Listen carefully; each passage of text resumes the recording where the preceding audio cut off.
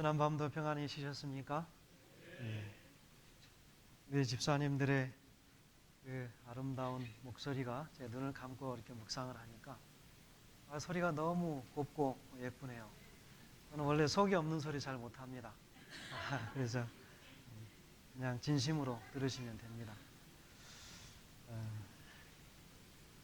우리 지난밤에 우리 함께 말씀을 나누었고 오늘 두 번째 시간입니다. 오늘 하나님의 말씀의 본문은 누가복음 11장 13절입니다. 누가복음 11장 13절의 말씀 우리 함께 봉독하시겠습니다. 누가복음 11장 13절입니다. 자셨으면 우리 함께 말씀 봉독하겠습니다. 시작. 너희가 악할지라도 좋은 것을 자식에게 줄 알거든 하물며 너희 천부께서 구하는 자에게 성령을 주시지 않겠느냐. 아멘. 여러분 아멘이십니까? 우리 하나님께서 우리 하나님 앞에 구하는 모든 자들에게 하나님의 성령을 주시겠다 분명하게 약속하셨습니다. 저는 제가 어렸을 때에 어느 날 시골이니까 사실은 고기를 먹거나 할 수 있는 그런 기회가 별로 없었습니다. 그래서 어쩌다가 5일장에 가시면 제가 교회 다니기 전이니까요. 저희 아버님이 돼지 비계를 한두 근 끊어다가 그거를 큰 불 때는 육철솥에 넣고 물을 잔뜩 넣고 무를 넣고 해서 막 끓입니다. 한솥 끓여가지고 식구들이 둘러 앉아서 며칠을 먹는 게 고작이었습니다.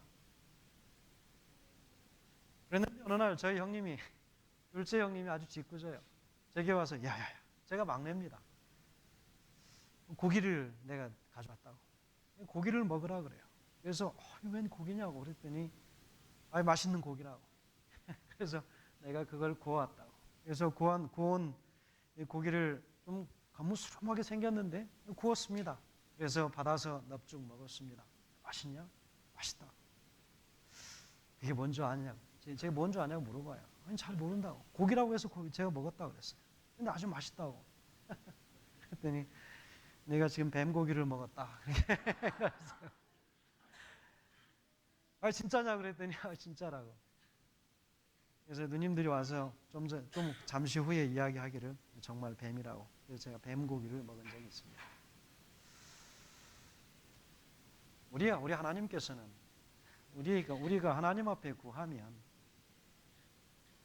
여러분 오늘 말씀에 기록한 것처럼 생선을 달라고 하면 11절에 보면 그렇게 기록하지 않습니까? 생선을 달라고 하면 대신에 뱀을 줄 사람이 있겠느냐? 네 부모가 어떤 부모가 그렇게 하겠느냐 하는 것입니다. 우리 하나님께서는 우리에게 좋은 것을 주세요.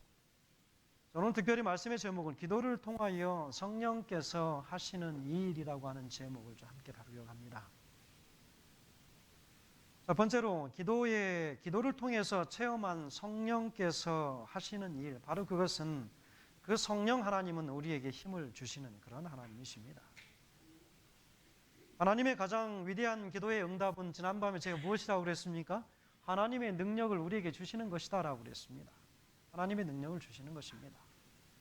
그래서 우리가 할 수 없는 것들을 그분의 능력 때문에 할 수 있도록 하시는 것입니다. 육신적으로 연약할지라도 우리 심령이 연약하게 타고났을지라도 하나님께서는 우리의 성령을 주심으로 인해 그 성령을 통해서 우리가 이겨나가고 극복할 수 있도록 하시는 것이 바로 성령이라고 말씀드렸습니다. 분명하게 성령은 하나님의 능력을 우리에게 주시는 것입니다. 여러분 하나님께서 우리에게 능력을 주시는데 능력을 주시면 힘을 주시는 것이고 그 힘은 분명하게 하나님의 사역을 위해서 사용되어져야 되겠죠. 여러분 우리에게 주신 능력과 힘은 분명한 목적이 있습니다. 특별히 우리가 하나님의 교회 안에서 하나님의 믿음의 공동체를 섬기며 살아가는 이 일에 있어서 주시는 모든 권한과 그 힘은 목적이 있어요. 여러분 목적 없이 힘을 휘두르는 많은 사람들이 있지요. 거리에 불량배들 많이 있습니다. 그 불량배들은요 자신의 힘을 주체할 수 없어서 이거를 어떻게 사용할지 몰라요.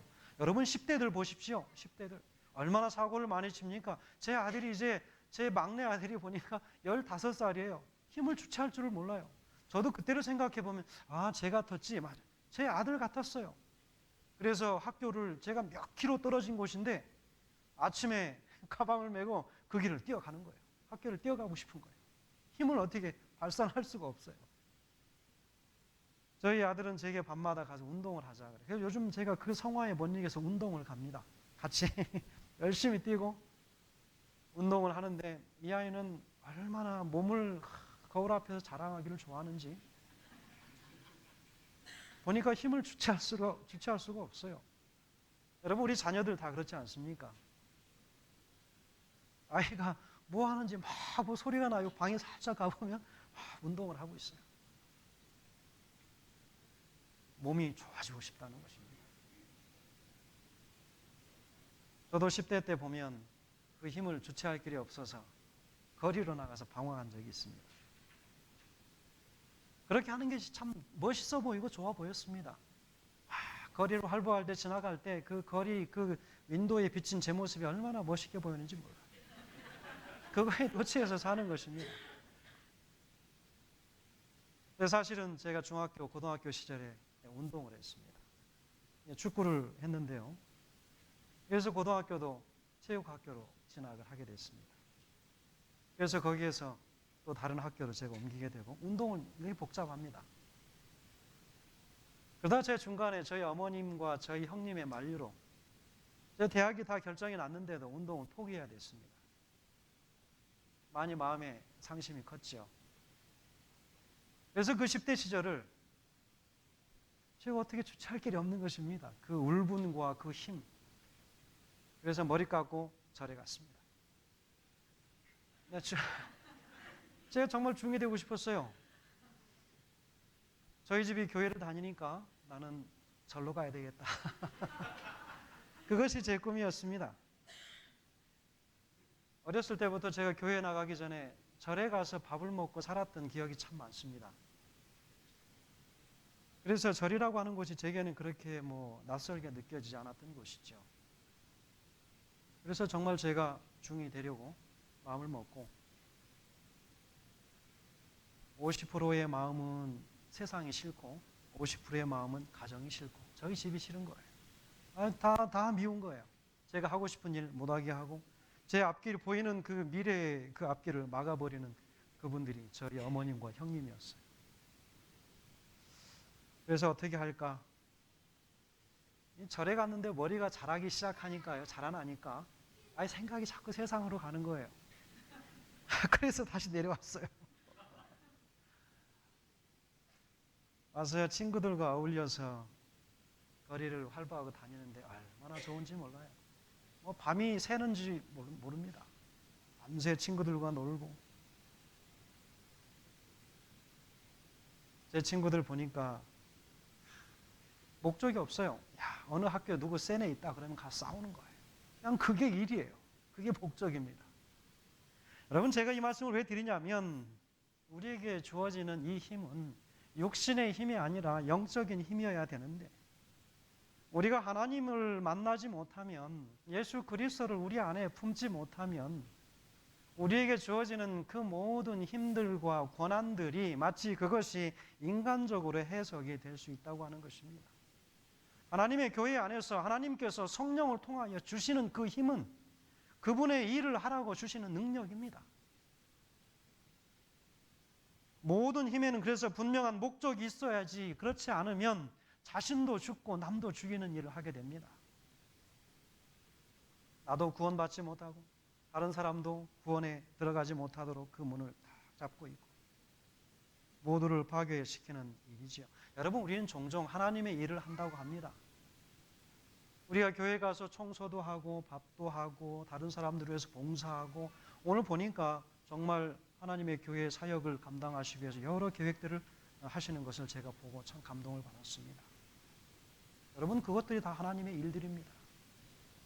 그런데 우리가 하나님의 일을 한다고 하면서 우리가 그 하나님의 일에 관한 분명한 정의를 가지고 있어야 하는데 사실 그렇지 못할 때가 종종 있다는 것입니다. 여러분 우리가 제가 파워포인트에는 넣지 않았지만 요한복음의 6장에 있는 말씀을 좀 잠깐 펴시겠습니까? 요한복음 6장 28절 29절입니다. 그 말씀을 좀 같이 읽으면 좋겠습니다. 요한복음 6장 28절과 29절입니다. 찾으셨으면 함께 말씀 봉독하시겠습니다. 천천히 읽겠습니다. 시작. 저희가 묻되 우리가 어떻게 하여야 하나님의 일을 하오리이까? 예수께서 대답하여 가라사대 하나님의 보내신 자를 믿는 것이 하나님의 일이니라 하시니, 여러분 분명히 여러분 기억하시기 바랍니다. 아마 우리 목사님께서 워낙 말씀에 탁월하시고 잘 가르치시는 분이시니까 다 아마 배우셨으리라 생각을 해요. 하지만 분명하게 하나님의 말씀 속에서 기록되기는 하나님의 일을 우리가 어떻게 하오리까? 질문하니까 예수님께서 분명하게 대답하십니다. 하나님의 보내신 자, 그를 믿는 것이 뭐 하는 일이라고요? 하나님의 일이니라. 여러분, 예수 그리스도를 우리 심령 가운데 품는 그 일 없이, 예수 그리스도를 체험하는 일 없이, 그분 앞에서 내 죄를 놓고 한 번도 회개하는 경험 없이 우리가 하나님의 일을 한다고 하면서 마치 그것이 우리의 사역인 것처럼 달려드는 때가 많습니다. 그런 경험 없이 하나님의 사역을 한다라고 달려들면 종종 많은 피해를 일으키는 일들을 우리가 보게 됩니다. 갈라디아서 5장에 보면, 갈라디아서 5장 22절 23절에 보면 우리가 잘 아는 말씀, 거기에 보면 성령의 열매가 나옵니다. 성령의 열매가 나오는데 저는 제가 확신하기는 예수님께서 허락하신 이 말씀, 그래서 예수 그리스도를 믿는 것, 하나님의 사역은 바로 예수 그리스도를 마음에 품는 것이다라고 하는 것을 우리가 이룰 수 있다면 갈라디아서 5장 22절 23절의 말씀은 분명하게 성취되리라 생각합니다. 여러분 함께 읽겠습니다. 시작. 오직 성령의 열매는 사랑과 희락과 화평과 오래 참음과 자비와 양성과 충성과 온유와 절제니 이 같은 것을 금지할 법이 없느니라. 여러분 몇 가지의 열매가 있습니까? 몇 가지요? 9가지 열매요? 우리 재림교인들은 뭘 좋아합니까? 저희 교회는 디톡스 주스 짜는 거 좋아합니다. 그래도 저는 종종 생각해요. 이 성령의 열매를 좀 잡아다가 다 한번 즙을 짜봤으면 좋겠어요. 무슨 색깔이 날까? 제가 여기 오니까 우리 사모님께서 아침으로 이렇게 이 과일 주스를 짜서 제게 주셔서 제가 황송하게 그걸 덥석덥석 받아 마셨습니다. 너무 감사하죠. 여러분, 이 성령의 열매로 즙을 짜면 무슨 치료 효과가 있을까? 저는 이걸 좀 즙을 짜봤으면 좋겠습니다.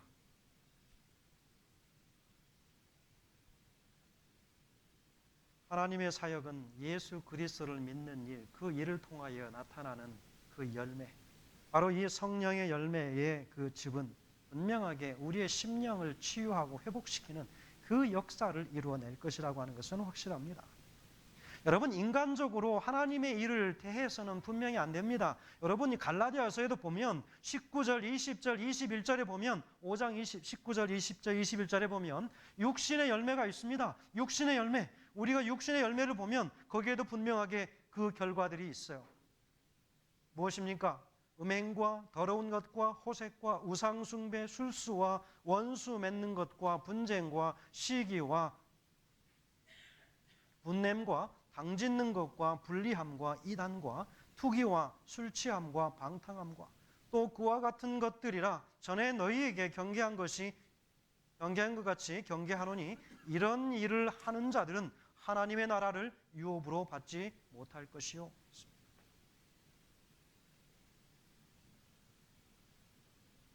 초대교회의 역사를 이룬 12 제자들 중에 학벌이나 능력이 뛰어났던 제자들은 하나도 없었습니다. 그러나 그들이 마가의 다락방에서 목숨을 걸고 기도했을 때에 무슨 일이 일어났습니까? 안전뱅이들이 일어나는 것입니다. 문둥병자들이 고침을 받는 것입니다. 이것이 바로 그들이 하늘로부터 기도를 통하여 받은 성령의 능력이었습니다. 여러분, 하나님의 교회 사역은 일이 많아서 지치는 것이 아니지요. 우리가 왜 지치는가? 하나님의 사역을 하면서 왜 지치는가? 그것은 하나님의 능력이 충만하지 않기 때문이라고 저는 분명하게 말할 수 있습니다. 우리는 때때로 직분이 맡겨지면 그렇게 이야기하고 또 하나님 앞에 기도합니다. 하나님, 제게 맞는 직분을 주세요. 집사님에게 맞는 직분을 받으셨습니까? 아멘이라고 말씀하셨습니다. 아니, 대신 아멘을 해주시는 분 누구십니까 도대체? 참 행복한 교회입니다. 나의 아멘을 옆에서 대신해 줄 수 있는 그런 믿음의 동반자가 있는 것은 너무 감사한 일이에요. 보니까 이 교회는 잘 웃으십니다. 우리 목사님이 아마 그렇게 하신 것 같습니다. 많이 웃는 교회.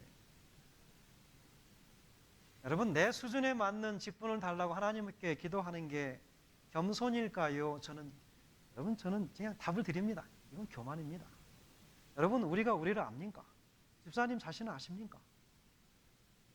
장로님 자신을 아십니까? 몰라요. 그래서 무엇 때문에 무슨 나를 바라보는 어떤 직관력을 가지고 내가 얼마나 나를 알아서 하나님 제게 맞는 직분을 주세요. 그러면 그래 너는 수석 장로를 하거라 라고 하신다면 하나님 감사합니다. 제게 맞는 직분을 주셔서 감사합니다. 이렇게 할 건가요? 그렇지 않습니다. 때로는 이렇게 기도하고 이렇게 마음속으로 생각하는 것이 우리는 겸손이라고 착각합니다. 그러나 우리가 분명히 기도해야 할 것은 하나님의 사역을 감당할 수 있는 사명을 달라고 기도하는 것이 저는 그것이 정답이라고 생각해요. 아멘이십니까? 사명인 거죠. 내가 오늘 그 사명도 없으면서 그저 무엇인가를 내가 하고 싶기 때문에 하려고 한다고 하는 것, 내가 하나님하고 한 번도 대화함 없이 어떤 직분을 덥석 맡는다고 하는 것, 참 우리가 조심해야 할 일입니다.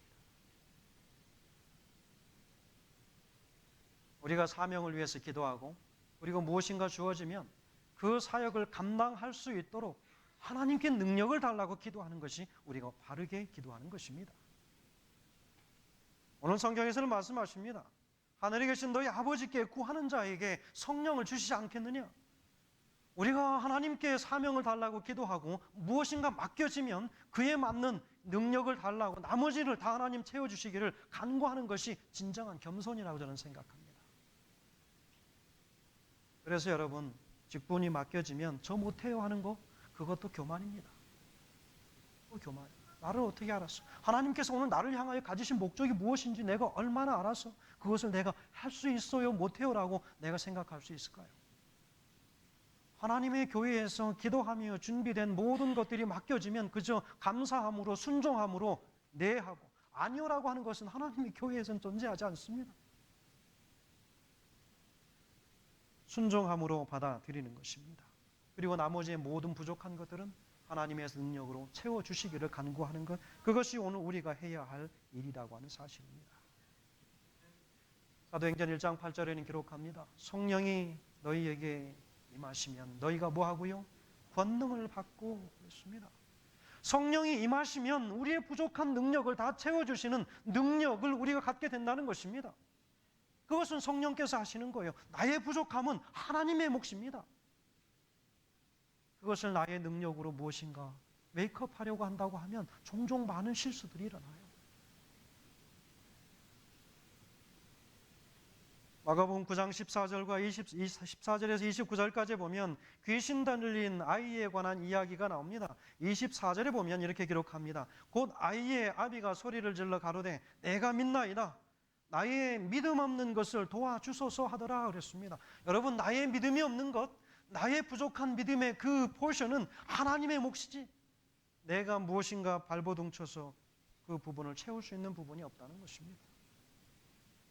28절에는 기록합니다. 집에 들어가심에 제자들이 종용이 묻자오되 우리는 어찌하여 능히 그 귀신을 쫓아내지 못하였나이까?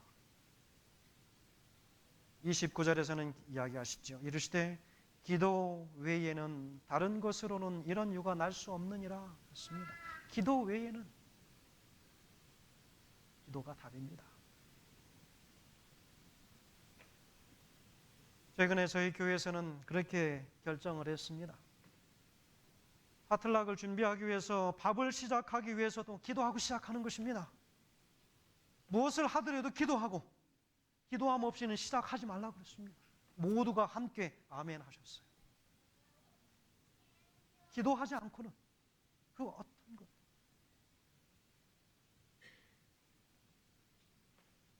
하나님의 자녀 136페이지에는 이렇게 기록합니다. 그리스도께서 지니신 힘은 기도에 있었다. 그리스도는 세상에서 떠나 계곡이나 산간으로 들어가셔서 그 어떤 것과도 단절하셨다. 거기서 그분은 아버지와 함께 계셨다. 진지하고 열렬한 그의 탄원을 거기서 토로하였다. 그리고 무한하신 분의 손을 붙잡기 위해 그가 할 수 있는 모든 힘을 다 썼다. 모든 일에 있어서 그리스도께서 우리의 모본이 되시기 때문에 하늘 아버지께 열렬하고 진지하게 기도드린 그분을 따라서 기도하면 사단의 어떤 교묘한 유혹에게 굴복하시지 않은 그분의 이름을 힘입어 어떤 유혹에도 굴복당하지 않을 것이다. 아무리 사역해도 지치지 않는 정말 독수리 날개치고 공중으로 올라 솟구치는 그 능력을 오늘 우리가 기도를 통하여 하나님의 능력을 받게 될 것입니다. 두 번째는 기도를 통해서 체험한 우리 성령께서 우리에게 하시는 그 사역은 무엇이냐면 치유의 영을 우리에게 베푸십니다. 하나님의 성령이 내게 들어오시자마자 우리 마음속에 있던 모든 증오심이나 질투심이나 분노나 우울증까지라도 다 치료하실 것을 확신합니다. 성령은 불로 임하십니다. 사도행전 2장에서 오순절 성령에 임할 때에 불의 혀같이 갈라지시는 성령으로 임하셨어요. 그 성령이 불로 임하셔서 제일 먼저 하신 것이 무엇이냐면 그 제자들의 기도하는 자들의 심령에 있는 더러운 찌꺼기들 다 태워버리는 거였어요. 여러분, 성령이 불로 임하는데 그 불은 땔감이 있어야 되는데 그 땔감이 뭡니까? 장작이죠. 여러분, 이 성령의 불은 이 무엇으로 불을 지피냐면 기도로 지피는 것입니다. 기도해서 그 성령이 내려오시면 불로 임하시는데 그 성령은 우리의 심령에 있는 모든 인생의 찌꺼기들을 다 소각시키는 그런 일을 하십니다. 우리의 영혼을 치유하시는 것입니다. 많은 사람의 영혼이 치유되는 이 사역에 동참함 없이 하나님의 사역에 동참하기 때문에 종종 우리는 행동으로나 말로나 우리의 사역을 통해서 독이 흘러간다고 제가 말씀을 드렸습니다. 독이 흘러가는 거예요. 여러분, 코브라의 입에서 채취한 독을 시험해 보니까 소 한 마리 정도 즉사시킬 수 있는 독의 효력이 있다고 그래요. 우리도 사람도 그거 물리면 죽지 않습니까? 그런데 한 번은 실험을 했습니다. 아마 혹시 들으신 분 계실 수도 있습니다. 사람을 밀폐된 공간에 가둬놓고 아주 약을 올렸습니다. 약을 아주 바짝바짝 올렸더니 막 화가 나가지고 막 이 사람이 울분을 토하는 것입니다. 그때 그 입에서 타액을 추출했습니다. 그래서 그것을 시험을 했더니 그 독이 얼마나 강한지 소 10마리도 너끈히 죽이고도 나올 만한 독이 있었다는 것입니다. 놀랍지 않으십니까? 사람이 무서운 존재예요. 그런데 그렇게 화가 나가지고 막 열변을 토하다가 침을 삼키면 어떻게 될까요? 자기를 죽여. 저는 그래서 그게 무서워요. 그래서 누구를 이야기해야 되나 화내지 말고 아주 웃으면서 우리 옥사님처럼 웃으면서 늘 웃으면서 아유, 참 나쁜 사람이야. 이렇게 이야기하면 참 좋겠어요. 네. 웃으면서 이야기하면 좋겠어요. 웃으면서 다른 사람 욕할 수 있을까? 못해요.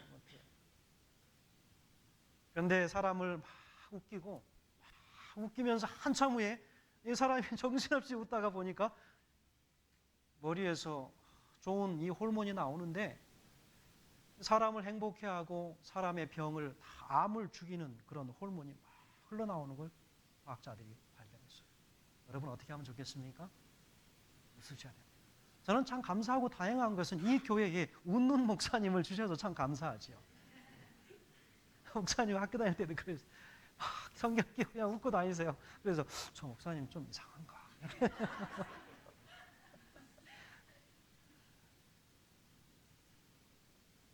여러분, 우리의 마음이 왜 때때로 섭섭하고 우울하고 그럴까요? 저는 가끔 그 생각을 하면서 마태복음 20장에 있는 말씀, 우리가 잘 아는 말씀이지요. 저는 그 말씀을 좀 생각을 해봅니다. 마태복음 20장에 이 포도원의 이 품꾼의 비유는 사실은 19장이 없으면 이 20장이 나올 일이 없었습니다. 19장에서 예수님과 이 베드로와의 대화를 통해서 베드로는 무엇인가 그가 실질적인 자신의 이득을 얻고 싶었습니다. 내가 하나님, 주님이시여, 내가 이렇게 봉사하고 내 삶을 그렇게 다 바쳤으면 무엇인가 내가 좀 얻을 게 있어야 되는데, 내가 정말 내 자식이 잘 되든지 부동산이 잘 되든지 뭔가 확실하게 잘 되는 게 내게 좀 보여져야 되는데, 사업도 늘 그렇고 늘 힘들고, 그런데 내가 어떻게 하면 좋겠습니까? 그랬더니 예수님께서는 말씀하세요. 19장 27절에서 그 질문을 베드로가 합니다. 그랬더니 28절에서 예수님께서 말씀하세요. 내가 진실로 너희에게 이르노니 세상이 새롭게 되어 인자가 자기 영광의 보좌에 앉을 때에 나를 쫓는 너희도 12보좌에 앉아서 이스라엘 12지파를 심판하리라. 베드로의 마음속에 도대체 이게 무슨 말인지 이게 도대체 감이 잡히지 않습니다. 예수님께서는 계속 말씀하세요. 또 내 이름을 위하여 집이나 형제나 자매나 부모나 자식이나 전토를 벌인 자마다 여러 배를 받고 또 영생을 상속하리라. 베드로의 관심은 영생이 있는 것이 아닙니다. 베드로는 눈에 보이는 것을 원했어요. 그랬더니 보이지 않는 것을 자꾸 약속하세요. 그랬더니 예수님께서 말씀하세요. 그러나 먼저 된 자로서 나중되고 나중된 자로서 먼저 될 자가 많으니라 그랬습니다.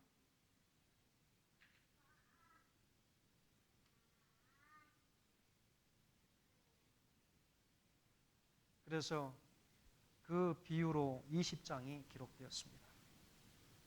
저는 20장에 보면 이 포도원의 품꾼의 이 비유를 통해서 보면 왜 여기에서 이 이야기를 우리가 좀 생각하면서 볼 이유가 무엇인가 좀 생각을 해봅니다. 대부분의 일꾼들은 이른 아침에 들어갔습니다. 농장에 가서 일을 하루 종일 일했습니다. 그런데 마지막에 시간이 다 맞춰지기 이제 한 5시쯤, 그래서 이제 일이 끝나기 1시간쯤에 들어와가지고 1시간 후에 전에 들어와서 일을 했는데 월급을 다 받지요. 품삯 다 일당을 받는 것입니다. 일당을. 그런데 이 월급을 주는데 마지막에 들어온 사람들을 먼저 주었습니다. 그래서 옆에서 보니까 먼저 하루 종일 일한 사람들이 이렇게 보는 거예요.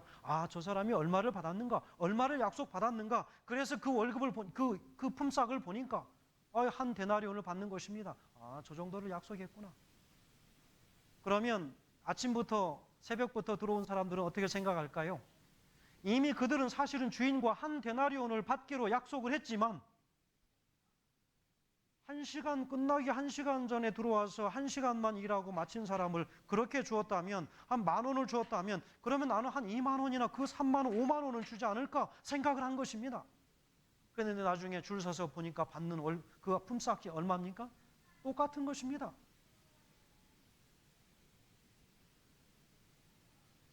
저는 이 모습을 보면 여러 생각이 들지만 그 속에서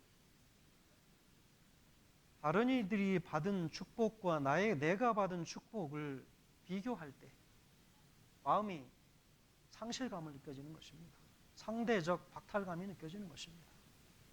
사실은 그들이 나중에 온 사람의 월급이 얼마나 받는지 그것을 보지 못했다면 사실은 자신들이 받은 그 월급과 비교할 마음이 들지 않았을 것인데 그것을 비교함으로 나타나는 상대적 박탈감이 그들에게 찾아온 것입니다. 여러분, 하나님의 교회에도 종종 그런 일들이 있습니다. 하나님께서 이 사람에게는 이런 축복을 주셨고 이런 축복을 주셨어요.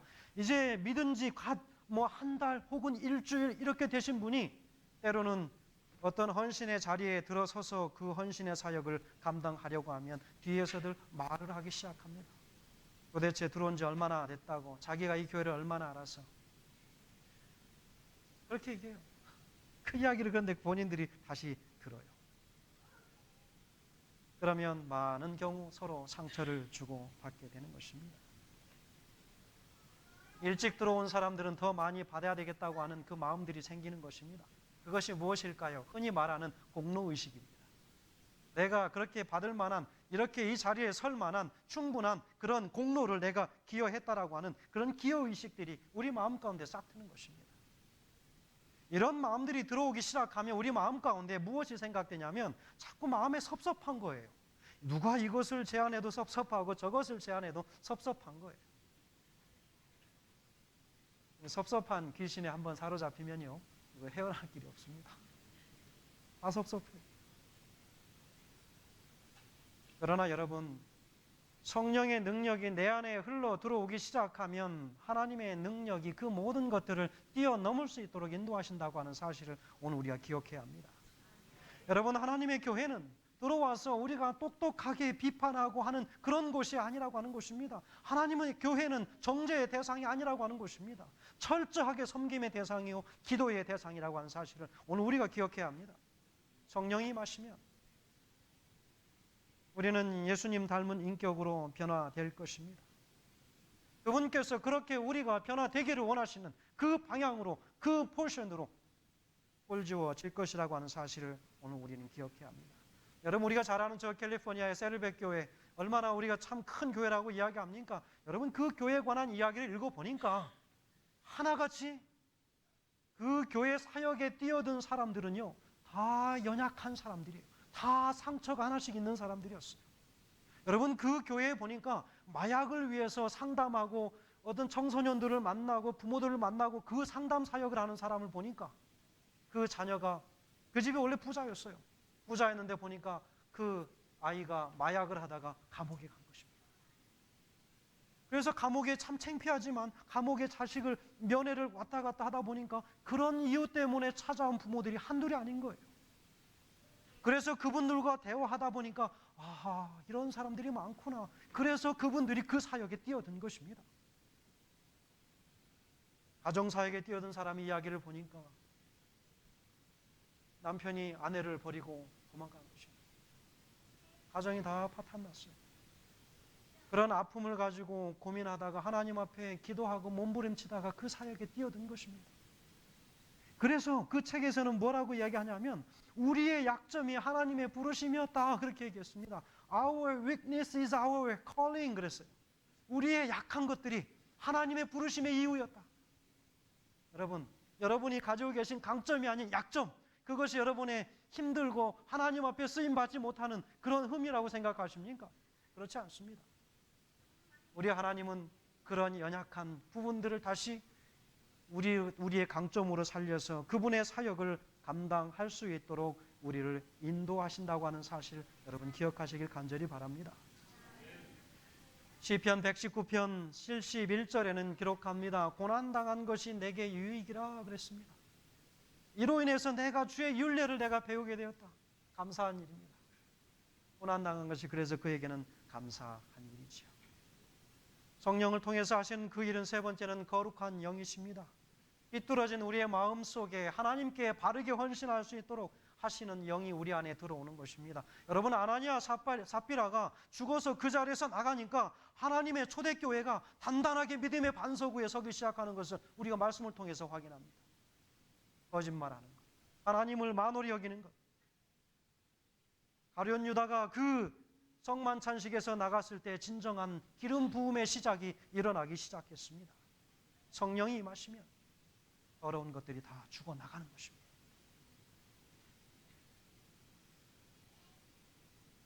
성령의 불로 우리 안에 더러운 것들이 다 태워주는 경험이 우리 안에 반드시 일어나게 되길 간절히 바랍니다. 여러분, 교회가 부흥되기 시작하면 반드시 시험이 찾아옵니다. 그 순간을 잘 극복해 넘어가야 하는 것이죠. 교회 성장학에서 말하는 교회 성장의 가장 그 중요한 포인트는 교인 성도 수가 그 예배에 참여하는 실제 성도 수가 150명이 되면 이제 성장의 첫 번째 문턱에 들어섰다라고 이야기합니다. 그런데 그때 꼭 시험이 찾아옵니다. 그래서 교회들의 전체 통계를 보면 교회들, 이 미주뿐만 아니라 전 세계 교회들에게 각각 전체적으로 볼 때에 문제가 찾아오는데 매 15년, 평균 15년 단위로 교회에 문제가 찾아왔다는 거예요.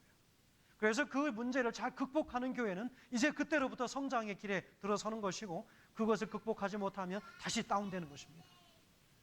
평균적으로 15년 주기로 나타납니다. 그래서 많은 교회들은 그런 순간이 찾아오기 전에 큰 프로젝트들을 시작해서 함께 기도하며 그 일들을 해결해 나갈 수 있는 선교의 큰 프로젝트를 그들이 실행하는 것들을 보게 됩니다.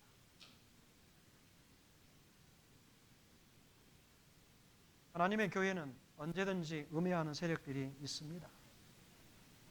그러나 그런 일들이 있을지라도 우리가 하나님 앞에 기도하는 교회는 결코 반석 가운데 서 있는 교회는 흔들리는 법이 없습니다. 우리 하나님께서는 당신의 영을 통해서 하나님의 모든 교회들을 깨끗하게 정결케 하시기 때문입니다. 그러면 우리는 겸손하게 하나님 앞에 엎드려 기도하고 성령께서 교회를 정결하게 해달라고 우리는 기도하는 것입니다. 교회는 하나님의 신부라고 했습니다. 여러분, 신부와 저 길거리에 있는 정말 이 몸을 파는 이 창녀들, 이들과의 차이점은 무엇이냐면, 사실은 여러분, 신부보다 길거리에 있는 사람들이 더 외향적으로는 아름답고 화려합니다. 때로는 그들이 더 예뻐 보일 때도 있어요. 그러나 신부와 창녀의 사이는 차이점이 있는데, 그것이 무엇이냐면 순결이라고 하는 것입니다. 교회와 세상의 차이는 숫자가 아니라 무엇입니까? 거룩한 곳입니다. 거룩이라고 하는 거예요. 그저 블록으로 쌓아서 십자가를 달아놓았기 때문에 교회고 거룩해야 되는 그런 장소가 아니라, 하나님 앞에 기도하고 기도하는 성도들이 모인 곳, 그것은 진정한 하나님의 섬기는 겸손한 교회일 것입니다. 그 교회는 순결하고 거룩한 영이 있는 곳입니다. 우리 하나님은 말씀하셨어요. 내가 거룩하니 너희도 거룩하라. 우리 하나님은 한 번도 당신의 성품의 표준에 올라오는 것을 마다하신 적이 없으십니다. 항상 그 성품의 표준으로 올라오시기를 기대하십니다. 저는 제가 간절히 바라기는, 특별히 하나님의 거룩함과 그 순결함이 하나님의 이 교회 안에 함께 하시길 간절히 바랍니다. 마지막으로 네 번째는, 성령을 통해서, 우리 기도를 통해서 성령께서 들어오시면 하시는 그 사역이 무엇이냐 하면 전도의 영이 일어나는 것입니다. 선교의 영이 일어납니다. 오순절 성령 체험 이후에 그들이 제일 먼저 한 것이 있다면 방언이었습니다. 문화와 모든 언어의 차이를 뛰어넘는 것이었습니다. 성령이 임하시니까 그것이 문제가 되지 않았어요. 언어가 문제가 되지 않았습니다. 또 다른 어떤 문화의 차이가 문제가 되지 않았습니다. 그 제자들을 보니까 성령이 임하시니까 핑계 없이도 전도를 잘해요. 여러분, 전도하러 가자 그러면 핑계가 참 많아요. 내가 좀 어디 가야 되고. 여러분, 성령 없이 전도하면 핑계가 많아집니다. 맞습니까? 대답을 안 하십니다. 그러나 성령이 임하시면 전도하지 아니하고는 견디지 못하는 뜨거움이 우리 안에 전율이 일어납니다. 전도는 누가 시켜서 하는 것이 아니지요.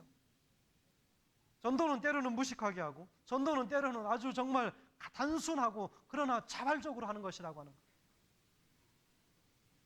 저는 제가 선교사에 갈 때 성경을 잘 알지 못했습니다.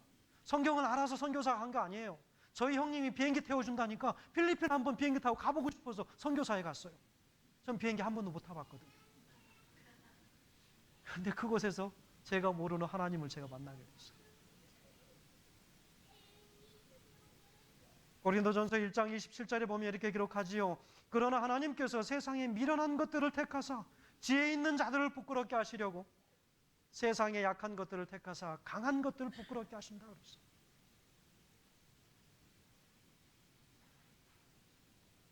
고린도전서 2장 4절에도 내 말과 내 전도함이 지혜에 권하는 말로 하지 아니하고 다만 성령의 나타남과 능력으로 하여 너희 믿음이 사람의 지혜에 있지 아니하고 다만 하나님의 능력에 있게 하려 하였노라. 어떤 책에 보니까 그런 이야기를 했더라고요. 전도는 예수를 믿은 지 5년 안에 다 한다 그렇게 얘기했어요. 예수님을 믿으면 5년 이내에 내가 해야 할 전도 다 한다는 거예요. 그때까지만 뜨거움이 있고 그 5년 정도 지나면 뜨거움이 싹 사라진다는 것입니다. 대부분 다 믿으신 지 5년 다 이상 되셨지 않습니까? 거기에 하는 그 이야기는 무엇이냐면 교회 전도는 시스템이 하는 것이 아니다. 내가 오늘 예수님 만나서 좋으면 나가서 그 예수님 전하는 것입니다. 내가 이렇게 예수님 만나니까 너무 좋았다고, 너무 행복했다고 그 이야기만 전하는, 그게 전도지. 어린아이처럼. 그러나 여러분, 성령의 능력은 기도하지 않는 사람에게는 부어지지 않는다고 하는 것입니다. 저는 성경 통해서 보는 가장 안타깝게 생각하는 것 중에 하나, 이 사건은 예수님께서 부활하신 후에 500명이 넘는 제자들에게 당신의 몸을 다 보여주시고 만나셨어요. 제자들에게 비전도 허락하셨습니다. 그래서 예루살렘을 떠나지 말고 기다리라고 했습니다. 실제로 그들이 마가의 다락방에 모여서 기도하는 것입니다. 그런데 한 500여 명의 사람들에게 만나고 그 이야기를 전했는데 그곳에 모인 사람은 몇 명이었습니까? 120명. 여러분, 500명에서 120명은 몇 퍼센트 정도 모인 걸까요? 20%입니다. 그래서 많은 이 교회의 이 전문가들은 그렇게 이야기해, 성장하게 돼서 이야기하는 사람들은 교회에서 전체가 다 100% 활동하지 않아도 교회 20%만 전도에 참여해도 교회는 부흥한다. 이렇게 이야기하는 사람도 있어요.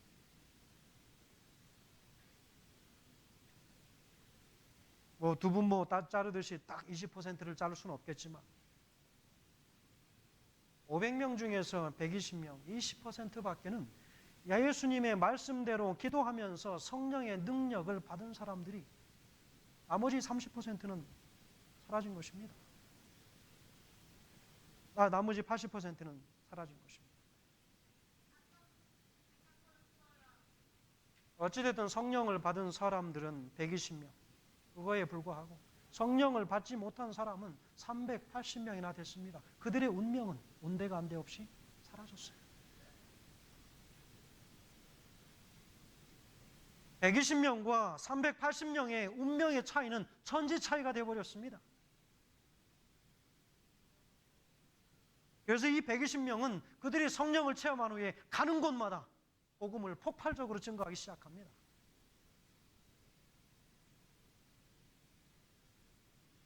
여러분, 기도하지 않았던 사람들, 기도하는 곳에 없었던 사람들은 역사의 현장에서 흔적도 없이 사라졌다는 것입니다. 저는 분명하게 간절히 소원하기는, 여러분 오늘 우리가 기도해야겠습니다. 그러면 다 모이시기 바랍니다. 기도해야 한다 그러면 그냥 꼭 하세요. 기도하는 하나님의 교회, 함께 그 모든 비전을 공유하고 함께 그 사역에 참여하는 하나님의 교회가 되시길 간절히 바랍니다. 기도하기를 기다리는 사람들, 바로 그들은 기도하는 사람들입니다. 기도하지 않으면 아무 일도 일어나지 않습니다.